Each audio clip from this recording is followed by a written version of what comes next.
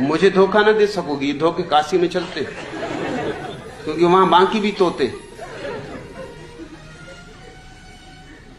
प्रेम के बारे में राधा की सी तन्मयता पाकर एक प्रेमिका ने प्रेमी को लिखा, अब दशा वह हो चुकी है कि मुझे हर आदमी में तुम दिखाई देते हो, इसलिए बोराई स्थिति में मुझसे मत पूछो मैं क्या कर रही हूं, विवश होकर मैं किसी और से विवाह कर रही हूं। जब सब में कृष्ण ही कृष्ण दिखाई पड़ने लगे, तो अब क्या कृष्ण कन्हैया के रास्ता देखो। ये राधा वगैरह कहती हैं कि हमको सब में कृष्ण दिखाई पड़ते हैं, बात सच नहीं। ये गोपियां कहती थी कि हमको दिखाई पड़ते हैं, जब कृष्ण द्वारका चले गए तो फिर काहे को रुआई धुआई मचाई हुई, तो कोई ग्वालों की कमी थी? अरे कई बांसुरी बजा रहे थे, किसी को भी पकड़ लेती, क्या है दैया कहां चले गए, हे भैया बहुत दिनों बाद मिले, क्या और रास रचाएं।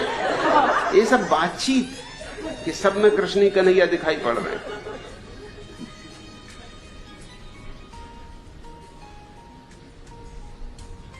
तुम जब तक अपने इस व्यर्थ के ज्ञान से मुक्त न होगे, तब तक सार्थक दिशा में कोई यात्रा नहीं हो सकती। इस जीवन में अज्ञान नहीं भटक, मुझे धोखा न दे सकोगी, धोखे काशी में चलते, क्योंकि वहां बाकी भी तोते।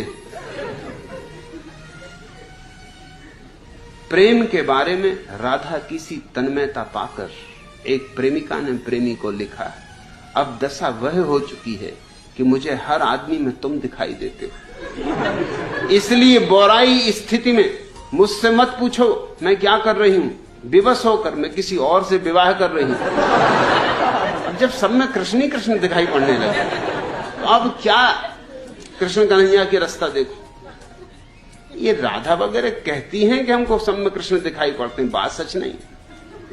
ये गोपियां कहती थी कि हमको दिखाई पड़ते हैं, जब कृष्ण द्वारका चले गए तो फिर काहे को रुआई धुआई मचाई हुई, तो कोई ग्वालों की कमी थी?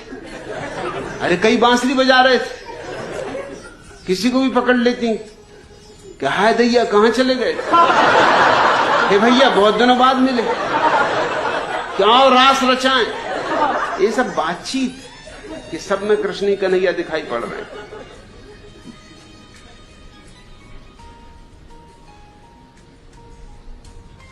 तुम जब तक अपने इस व्यर्थ के ज्ञान से मुक्त न होगे, तब तक सार्थक दिशा में कोई यात्रा नहीं हो सकती। इस जीवन में अज्ञान नहीं भटक